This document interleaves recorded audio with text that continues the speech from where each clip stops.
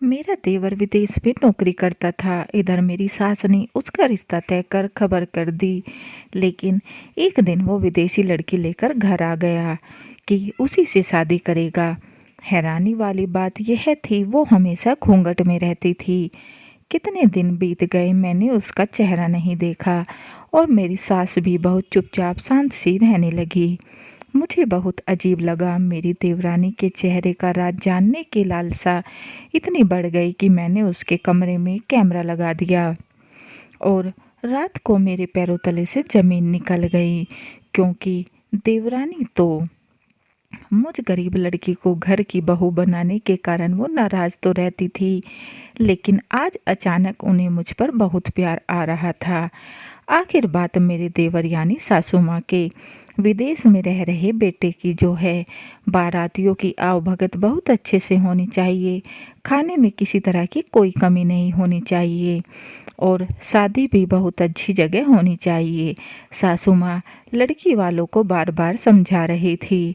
लड़की के पापा और भाई के चले जाने के बाद सासू माँ ने मुझे आवाज़ लगाई और कहती हैं, अरे बहू, जरा अपने देवर को लड़की की तस्वीर तो भेज दे और उसे बता दे कि मैंने उसकी शादी बहुत अच्छी और सुंदर लड़की से तय कर दी है। मैंने तुरंत तस्वीर भेज दी। लड़की सच में बहुत खूबसूरत थी। कुछ देर बाद ही मेरे देवर का फ़ोन भी आ गया, लेकिन वो बोले, भाभी, मम्मी से बता देना कि मैं ये शादी नहीं कर सकता। यह सुनकर मैं तो हैरान रह गई। मैंने पूछा, अरे देवर जी, ऐसा क्या हुआ? इतनी सुंदर लड़की है और सासू माँ ने तो रिश्ता भी तय कर दिया है। देवर बोला, भाभी, नहीं, मैं निकिता से प्यार करता हूँ और बस उसी से शादी करूँगा। भाभी, बस आप मम्मी को बोल देना। यह पता चलते ही सासू माँ के होश ही उड़ जाते हैं। लड़की वालों की भी विदेशी दामाद पाने की खुशी धरी की धरी रह जाती है। सासू माँ के तो मानो सपने ही टूट गए। बेचारी के मुंह में खाना तो दूर, पानी भी नहीं जा रहा था। कई दिन तक उदास बैठी रही। फिर सासू माँ को उनकी पड़ोस की एक सहेली ने समझाया, अरे कहीं बेटा हाथ से न निकल जाए। बेटा विदेश में ही शादी कर बस गया तो क्या ही कर लेगी। इससे अच्छा बेटे की बात मान ले और उसकी पसंद की लड़की से ही खुशी से बहू बनाकर अपना ले। फिर बहुत सोचने विचारने के बाद सासू माँ ने देवर जी को फ़ोन किया और घर पर आने के लिए कह दिया। लेकिन एक शर्त उन्होंने देवर जी के सामने रख दी कि हम तेरी शादी यहीं अपने घर में मोहल्ले समाज के लोगों के सामने करेंगे, तो वहाँ से शादी करके नहीं आएगा। देवर जी खुशी खुशी मान गए। मैं भी विदेशी देवरानी से मिलने के लिए बहुत उत्साहित थी। फिर कुछ दिन बाद देवर जी अपने देश लौट आए। बेटे और होने वाली बहू का स्वागत करने के लिए सासू माँ उतावली हुई जा रही थी, क्योंकि सासू माँ ने भी मन ही मन उसे बहू मान लिया था। दरवाजे से झाँक कर मैंने देखा तो देवर जी एक लंबे घूंघट वाली लड़की के साथ चले आ रहे थे, लेकिन उसकी चाल ढाल मुझे बहुत अजीब लग रही थी। फिर मैंने सोचा कि विदेश की लड़की ऐसी ही होती होंगी, लेकिन इतना लंबा घूंघट, मुझे भी यह बात हजम नहीं हो रही थी। खैर, सासू माँ बहू बेटे की आरती उतारने लगी। सासू माँ खुश हो गई कि बहू तो बहुत संस्कारी है। इतने लंबे घूंघट में देवर देवरानी घर के अंदर आ गए। घर में खुशी का माहौल बन गया। पूरा दिन ऐसे ही बीत गया। शाम को खाने के समय सासू माँ ने सबको बाहर बुलाया और नई बहू खाना खाने लगी और हम उनका चेहरा भी देख लेंगे। लेकिन देवर जी खाना कमरे में ही लेकर चले गए। खैर, 2-3 दिन ऐसे ही बीत गए, लेकिन हमने विदेशी लड़की का चेहरा अभी तक नहीं देखा था। सासू माँ भी इस बात से परेशान थी कि होने वाली नई बहू अपने कमरे से बाहर ही नहीं निकलती और थोड़ा बहुत निकलती भी है तो घूंघट करके। अब घूंघट का राज गहरा होता जा रहा था। देवर जी से कहो तो वो कहते निकिता अपना चेहरा शादी के बाद ही दिखाएगी। सासू माँ तो होने वाली बहू का चेहरा देखने के लिए परेशान रहने लगी।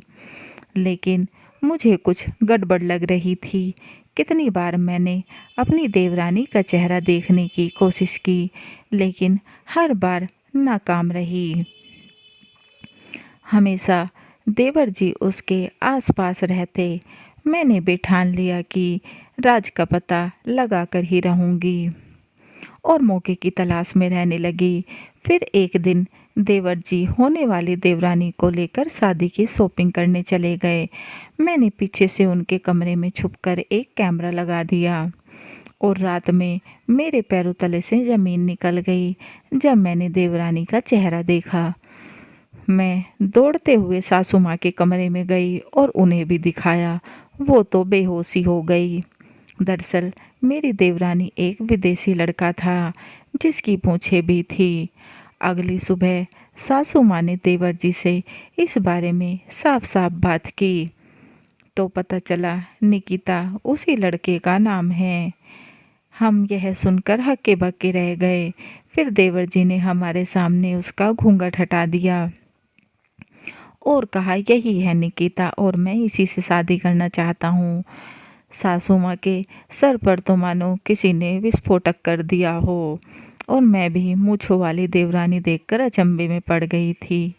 किसने सोचा था निकिता एक लड़की नहीं बल्कि लड़का हो सकता है, लेकिन यह एक कड़वा सच था जिसे हम सबको मजबूरी में स्वीकार करना ही पड़ा, क्योंकि देवर जी तो मानो जिद पर अड़ गए थे कि शादी करेंगे तो बस निकिता से ही।